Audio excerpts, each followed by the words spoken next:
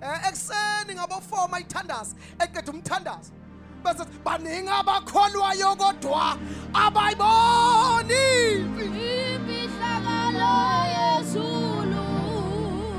ikhona into esingayihlanganisa kabushane lapho.